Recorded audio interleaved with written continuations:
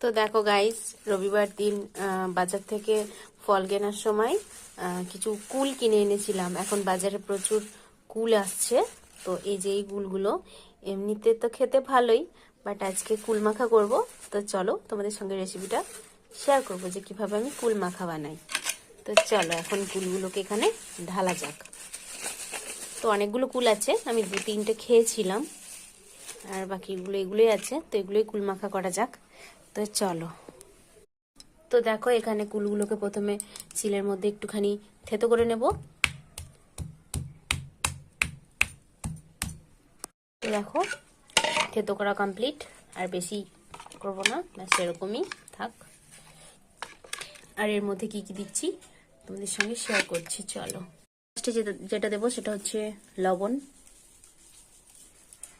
এবারে দেবো একটুখানি লঙ্কার গুঁড়ো, বেশি দেবো না, ঝাল হয়ে যাবে। ব্যাস। তারপর এই যে খুঁজে খুঁজে পেয়েছি কয়েকটা ধনেপাতা, বাজার থেকে আনা হয়েছিল। তো চলো এগুলোকে কয়েকটা বেছে নিই। এই যে দিয়ে দিলাম ধনেপাতা, খুব বেশি নেই, মানে বের করতে পারলাম না আর কি। আর এখানে দেবো একটুখানি তেঁতুল, দেবো এখানে একটুখানি তেঁতুল। তো চলো মাখিয়ে নিই, তারপর আসছি। এই তেঁতুলটা যেহেতু বাজার থেকে কেনা, মাছ রান্না করার জন্য নিয়ে এসেছিল, তো সেটাই একটুখানি মাখিয়ে দেবে এর সঙ্গে। খুব টক।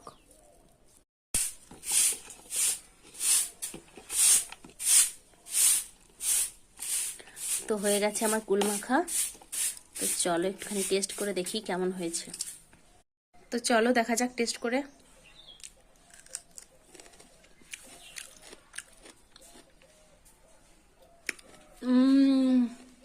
দারুণ দারুণ।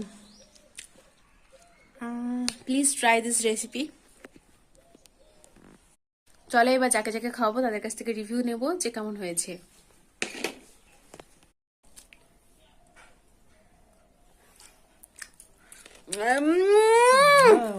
ঠাকুরের কথা কুল খাবে খাবে খাবে খাবে